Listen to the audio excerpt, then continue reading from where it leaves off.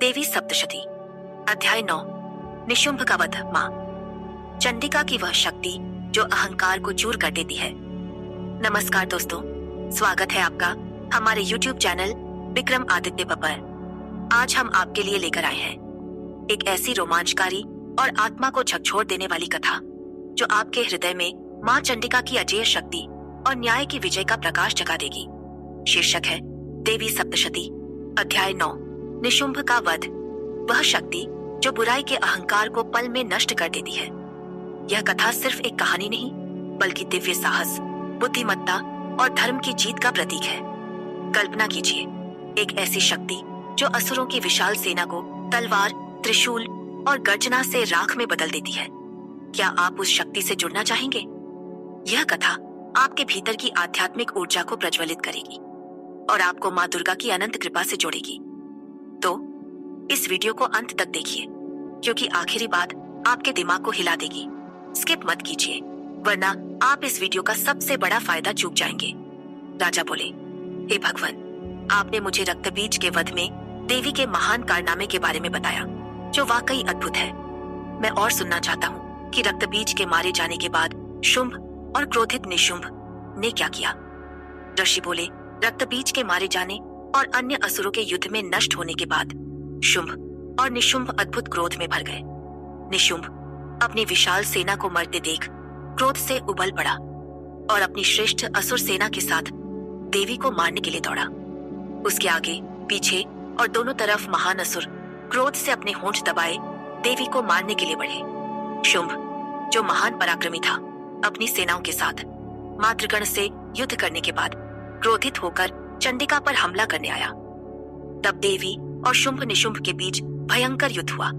जैसे दो मेघ बरसते हों, वैसे ही दोनों ने तीरों की बौछार की। चंडिका ने अपने तीरों के झुंड से उनके तीरों को काट दिया और असुर राजाओं के अंगों पर हथियारों की धारा से प्रहार किया। निशुंभ ने अपनी तीक्ष्ण तलवार और चमकदार ढाल ली और देवी के श्रेष्ठ वाहन सिंह के सिर पर प्रहार किया। सिंह पर हमला होने पर देवी ने अपने तीक्ष्ण तीर से निशुंभ की तलवार और 8 चंद्रमाओं वाली ढाल को तुरंत काट दिया। ढाल और तलवार टूटने पर असुर ने अपनी शक्ति भाला फेंका, लेकिन देवी ने उसे अपने चक्र से 2 टुकड़ों में काट दिया। क्रोध से उबलते हुए निशुंभ ने शूल, लांस पकड़ा और फेंका, लेकिन देवी ने उसे अपनी मुट्ठी के प्रहार से चूर कर दिया। फिर उसने गदा उठाकर चंडिका पर फेंकी, लेकिन देवी के त्रिशूल ने उसे राख में बदल दिया। तब देवी ने कुल्हाड़ी लिए आते हुए असुर नायक को तीरों की बौछार से घायल कर जमीन पर गिरा दिया। जब निशुंभ, जो भयंकर पराक्रमी था, जमीन पर गिरा तो शुंभ अपने भाई को देखकर अति क्रोधित होकर अंबिका को मारने के लिए बढ़ा।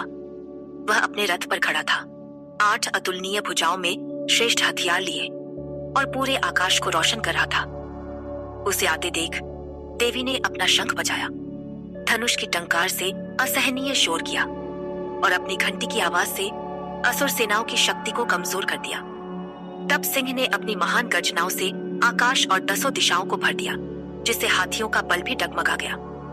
मां काली ने आकाश में उछलकर जमीन पर अपने दोनों हाथों से प्रहार किया, जिसके शोर ने पहले के सभी शोरों को दबा दिया। शिवदूती ने जोरदार और भयानक हंसी हंसी। इन आवाजों से असुर भयभीत हो गए और शुंभ अति क्रोध में आ गया। अंबिका ने उस दुरात्मा को रोकने के लिए पुकारा और आकाश में खड़े देवताओं ने देवी की जय का उद्घोष किया। शुंभ ने एक भयानक जलता हुआ भाला फेंका जो आग के गोले की तरह था, लेकिन देवी ने अपने अग्नि शस्त्र से उसे रोक लिया। शुंभ की सिंह जैसी गर्जना ने स्वर्ग, पृथ्वी और पाताल को भर दिया, लेकिन देवी की भयंकर गर्जना ने उसे दबा दिया।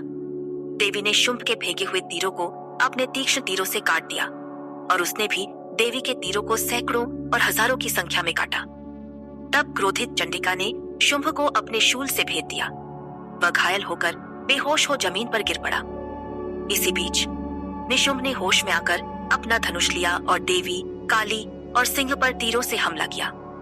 दानवों का राजा निशुंभ ने अपने लिए 10,000 भुजाएं बनाई और 10,000 चक्रों से चंडिका को घेर लिया। तब क्रोधित भगवती दुर्गा, जो संकटों का नाश करती है, ने अपने तीरों से उसके चक्रों और शस्त्रों को काट दिया। निशुंभ अपनी असुर सेना के साथ गदा लेकर चंडिका को मारने के लिए दौड़ा। चंडिका ने अपने तीक्ष्ण तलवार से उसकी गदा को तुरंत काट दिया। फिर उसने शूल पकड़ा। शूल लिए देवताओं के शत्रु निशुंभ को चंडिका ने तेजी से फेंके गए शूल से उसके हृदय को भेद दिया। उसके छेदे हुए हृदय से एक और महान बलशाली और पराक्रमी प्राणी निकला, जो देवी को रोकने के लिए चिल्लाया। देवी ने हंसते हुए उसका सिर अपनी तलवार से काट दिया और वह जमीन पर गिर पड़ा। तब सिंह ने उन असुरों को खा लिया, जिनके गले को उसने अपने भयानक दांतों से कुचल दिया था, और काली व शिवदूती ने अन्य असुरों को खा लिया।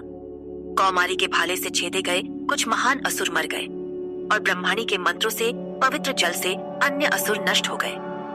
माहेश्वरी के त्रिशूल से कुछ असुर कट गए, और वाराही के थूथन के प्रहार से कुछ जमीन पर चूर हो गए। वैष्णवी के चक्र से दानव टुकड़े टुकड़े हो गए, और ऐन्द्री के वज्र से जो उनकी उंगलियों से निकला अन्य असुर नष्ट हो गए। कुछ असुर मर गए, कुछ महान युद्ध से भाग गए, और कुछ को काली, शिवदूती और सिंह ने खा लिया। दोस्तों, यह कथा हमें सिखाती है कि माँ चंडिका की शक्ति के सामने कोई नहीं टिक सकता। निशुंभ का अंत हमें भय मुक्त जीवन और धर्म की रक्षा का संदेश देता है। सुनते रहिए, क्योंकि आखिरी बात आपके दिमाग को हिला देगी। स्किप मत कीजिए, वरना आप इस वीडियो का सबसे बड़ा फायदा चूक जाएंगे। कथा का सार।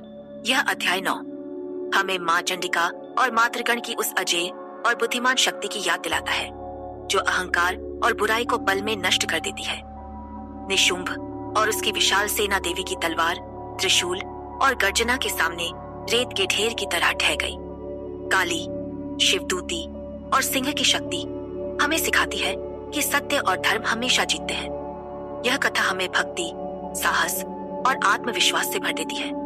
चाहे कितना भी बड़ा संकट हो, माँ दुर्गा और माँ चामुंडा की कृपा से सब कुछ संभव है। अब वह आखिरी बात जो आपके दिमाग को हिला देगी। हमारा चैनल विक्रम आदित्य न सिर्फ ऐसी प्रेरक कहानियां लाता है, बल्कि आपके जीवन के हर सवाल का जवाब देता है। अभी एक पल रुकिए और हमारे चैनल को सब्सक्राइब करें और हमारे व्हाट्सएप नंबर 7980210280 पर मैसेज करें। क्यों? क्योंकि हम आपको मुफ्त ज्योतिषीय भविष्यवाणियां और आपके जीवन की हर समस्या का समाधान देंगे। यह मौका चूक जाएंगे तो आप अपने जीवन को बदलने का सबसे बड़ा अवसर खो देंगे।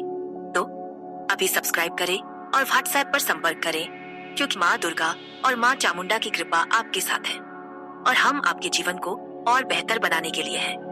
धन्यवाद, और फिर मिलेंगे अगली कथा के साथ।